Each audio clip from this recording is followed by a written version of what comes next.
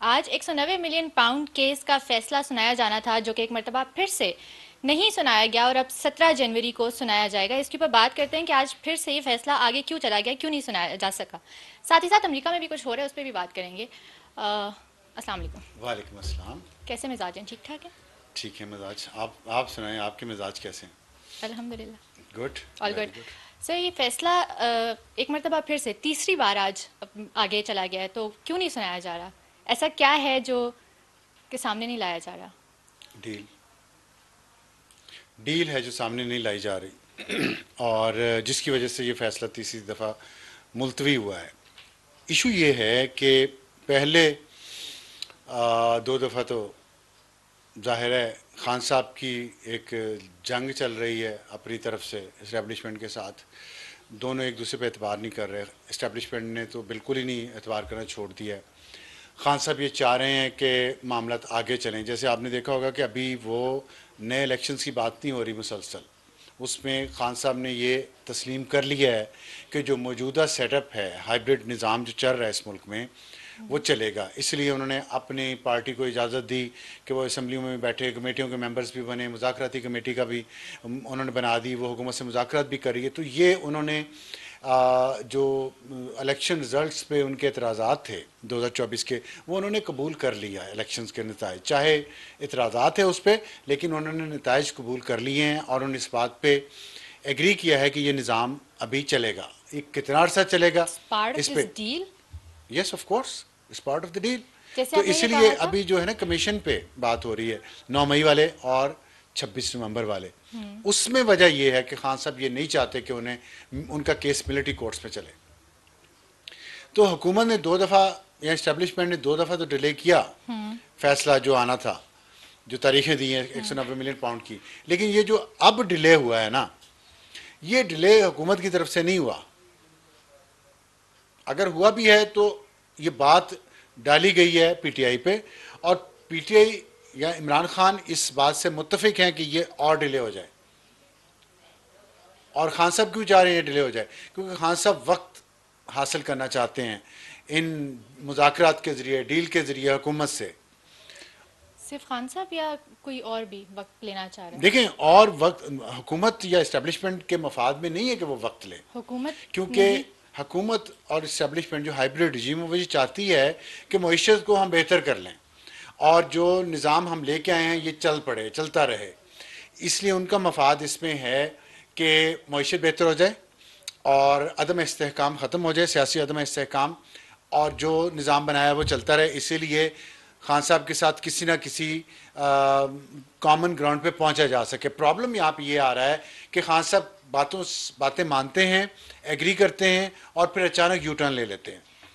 Court का जो time होता है वो तो फिर 3 बजे तक होता है, तो अगर वो सुनाना चाह रहे थे फैसला, तो इतनी क्या जल्दी थी कि 10:30 बजे का कहा गया था कि फैसला सुनाया जाएगा। 10:30 बजे बल्कि हमारे ग्रुप में ही टिकर्स आ रहे थे कि जज साहब वहाँ से रवाना हो गए अदालत से, तो अगर सुनाया जाना था। तो यही मैंने आपको बताया ना कि उन्होंने भी कुछ रिलीफ दिया है, वो नहीं सुनाया। सुनाना होता तो सुना देते। नवाज शरीफ की दफ़ा नहीं सुना दिया था।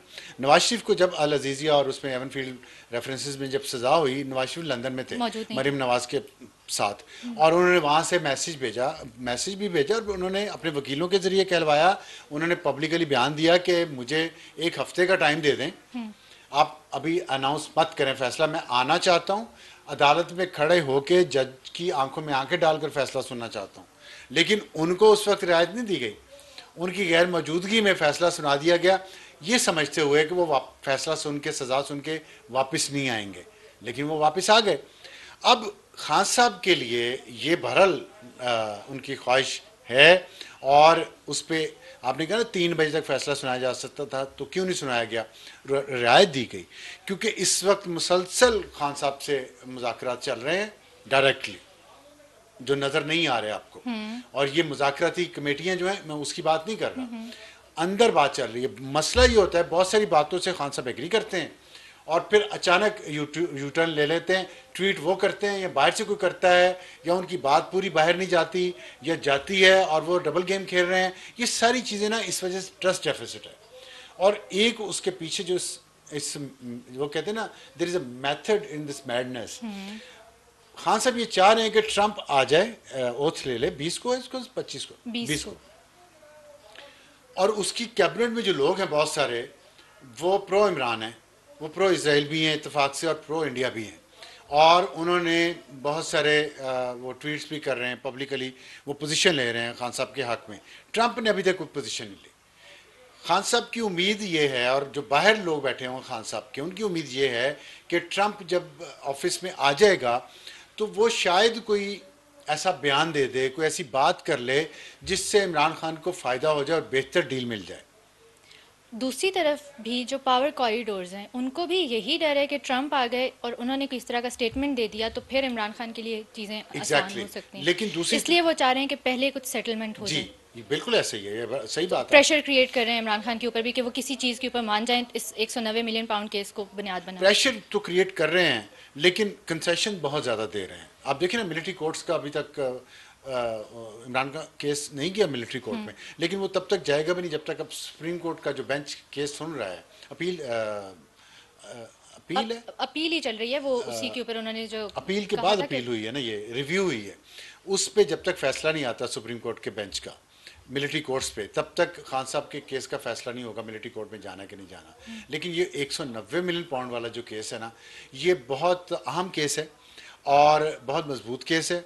इस पे रिलाई कर रहे हैं और इसीलिए इसको डिले भी कर रहे हैं इस्टेब्लिशमेंट या हुकूमत कि खान साहब किसी जगह आके टिक जाएं। लेकिन होता यह है कि कुछ चीज़ें टिक गए, जैसे मैंने आपको बताया, इलेक्शंस की बात नहीं वो कर रहे हैं फौरी तौर पे, निज़ाम को एक्सेप्ट भी कर रहे हैं, लेकिन उन पे एतबार ये नहीं हो रहा कि अगर उनको बाहर निकाला गया और वो बाहर निकले, तो बाहर निकल के अगर उन्होंने फिर अदम इस्तेहकाम क्रिएट किया तो पाकिस्तान की मईशत का बेड़ा गर्क हो जाएगा। इसीलिए जो आपने ट्रंप की बात की है ना कि ट्रंप के आने के बाद ये हुकूमत को या हाइब्रिड निज़ाम को भी तो प्रॉब्लम है, वो सऊदी अरब के ज़रिए उस चीज़ को मैनेज करने की कोशिश कर रहे हैं। पाकिस्तान इस वक्त रडार पे नहीं है ट्रंप के, पाकिस्तान की अहमियत नहीं है। बाइडेन के दौर में नहीं थी, तो ट्रंप के दौर में तो बिल्कुल उसकी पॉलिसीज मुख्तलिफ होंगी, रडार पे नहीं है इस। और ये पाकिस्तान को इन अ वे इससे मैं समझता हूँ मायूसी कहना चाहिए, ये बददिली भी है पाकिस्तान में कि हम उसके रडार पे नहीं है, कोई इंटरेस्ट ही नहीं है ट्रंप का पाकिस्तान में। इससे पाकिस्तान को मसाइल हो सकते हैं अगर अमेरिका का इंटरेस्ट पाकिस्तान में ख़त्म हो जाए तो, क्योंकि पाकिस्तान ये फैसला नहीं कर पाएगा एक कमज़ोर सियासी क़यादत की मौजूदगी में और एक सियासी अदम इस्तेहकाम की मौजूदगी में कि वो फिर फुल फ्लैज चाइना और रशिया ब्लॉक में चला जाए, जो कि नवाज शरीफ के दौर में बड़ी तेज़ी से जा रहा था 2017 तक, जिसके बाद फिर ये हाइब्रिड निज़ाम लाया गया डर के कि पाकिस्तान चाइना की तरफ ही ना बिल्कुल चला जाए और हम तो अमेरिका के ग़ुलाम हैं, तो अमेरिका के साथ ही हमने रहना है।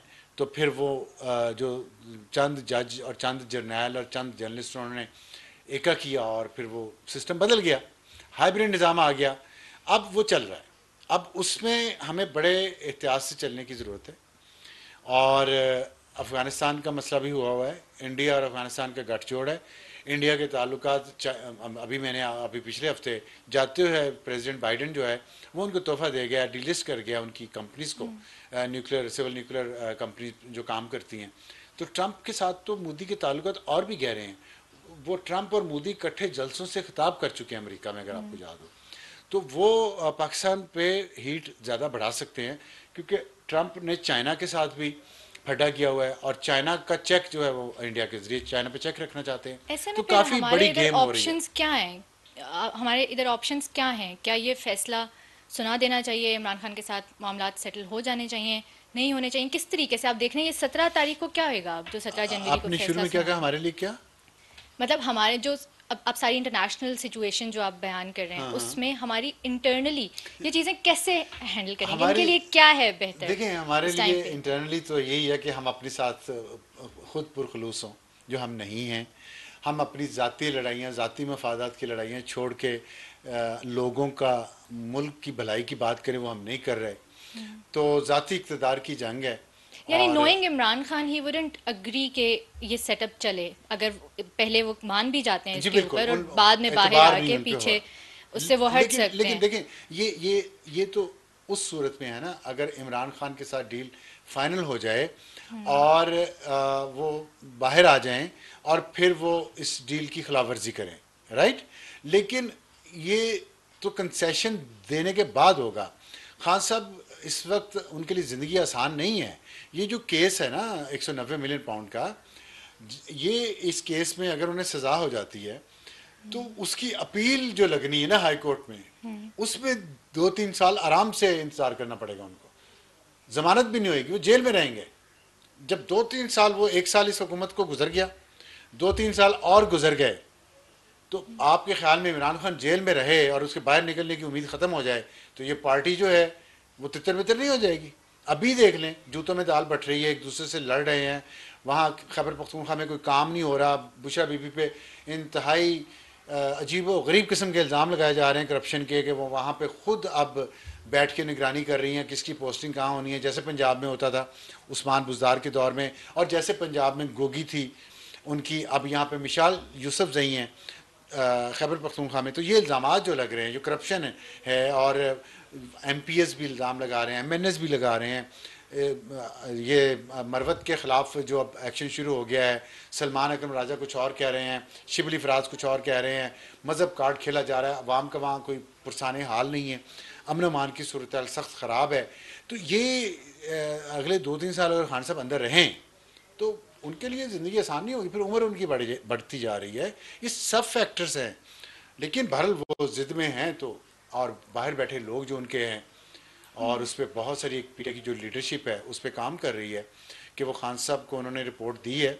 ये मैं आपको खबर बता रहा हूँ, उन्हें खान साहब को रिपोर्ट दी है कि बाहर बैठे जो यूट्यूबर्स हैं और जो चंदा इकट्ठा करने वाले लोग हैं, वो आपके नाम पे वहाँ करोड़ों रुपया कमा रहे हैं हर महीने, और वो नहीं चाहते कि आप बाहर आएँ, आपको कोई रिलीफ मिले, आपको वो लड़वा रहे हैं। आपके और पाकिस्तान के हाइब्रिड निज़ाम के दरमियान मज़ीद गलत फहमियाँ खलीज पैदा कर रहे हैं, और तकलीफ़ें आप उठा रहे हैं, या आपके मुखलिस वर्कर पाकिस्तान में जो रहते हैं वो उठा रहे हैं। ये लोग अपनी यशियाँ कर रहे हैं, दूसरे मुल्कों में रह के करोड़ों रुपया कमा रहे हैं, इनकी फैमिली, इनके बच्चे सब बाहर जा चुके हैं। तो वो उनको रिपोर्ट ये दी गई है। अच्छा जी, और वो उस पर अब क्या सोचते हैं? Did Imran Khan have to say about it then? अब देखना ये है कि इमरान खान उनके हॉस्टेज हैं, बाहर बैठे लोगों के बयानिए के, और जब उन तक ये असल तस्वीर पहुंचेगी कि उनके नाम पे लोग अरबोपति हो गए हैं और वो अंदर जेल में सड़ रहे हैं और उनके मुखलिस वर्कर यहाँ पे मर रहे हैं। जैसे मैंने उस दिन कहा भी कि जितने पंजाबी यूट्यूबर्स हैं उन्होंने पख्तूनख्वा के लोगों को जज्बाती करके उनसे पुरतशद्दुद हंगामों में उन्हें कहते हैं आप हिस्सा डालें। ये पंजाबी यूट्यूबर्स का, मैं ये तमाम लिबरल से, कंजर्वेटिव से, मजहबी तबकों से, खैबर पख्तूनख्वा के जो हैं मुझ पर भी एतराज़ करते हैं, कभी पंजाबी होने पे, कभी पाकिस्तानी होने पे। मेरा उनसे ये सवाल है, क्या उन्हें नज़र नहीं आ रहा कि खैबर पख्तूनख्वा से क्यों लोग इतने सारे निकलते हैं पुरतशद्दुद हंगामों के लिए? और इन पंजाबी यूट्यूबर्स के कहने पर जो बाहर बैठे हैं सारे, और पंजाब से तो कुछ नहीं, कोई नहीं निकले लोग, तो आप भी अपने तर्ज सियासत बदलें, डेवलपमेंट पे फोकस करें। आपकी हुकूमत आपकी सहूलत के लिए, आपकी ज़िंदगी में आसानी पैदा करने के लिए क्या कर रही है, इस पे परखें, इस पे वोट दें, चाहे कोई भी हो, किसी को भी दें, ये उनका हक है। लेकिन इससे आप पंजाबी पख्तून लड़ाई बना लेना उन लोगों के कहने पे जो वो पंजाबी तो हैं वो यूट्यूबर्स, लेकिन वो किसी के नहीं है, वो पैसे के गुलाम है, सिर्फ वो लालच के गुलाम है, सिर्फ उनको पैसा कमाना है। पाकिस्तान बेच के कमाएं, पंजाब बेच के कमाएं, पख्तूनख्वा बेच के कमाएं, पख्तूनों को बेच के कमाएं, पख्तूनों की लाशों को बेच के कमाएं। उन्होंने पैसा कमाना है और यशी करनी है। तो ये पीटीआई की लीडरशिप को भी समझना चाहिए और पाकिस्तान के तमाम लोगों को समझना चाहिए। जो आपको पुरतशद्दुद सियासत की तरफ लेके पुरअमन मुजाहरे करने आप करें, आप आराम से आएँ, 2-4-6 घंटे आप मुजाहरा करें, जलसा अटेंड करें, घरों को जाएं।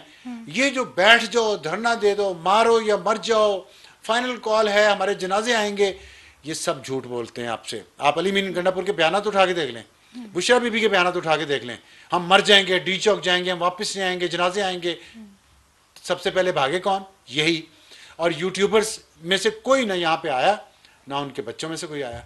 वो बाहर बैठे हैं, मौज कर रहे हैं, पैसे कमा रहे हैं, चंदे इकट्ठे कर रहे हैं खान के नाम पे, पीटीआई के नाम पे। तो ये समझें गेम को, लोग जो सादा हैं, जो मासूम हैं, और इस पुरतशद्दुद सियासत से बाहर निकलें।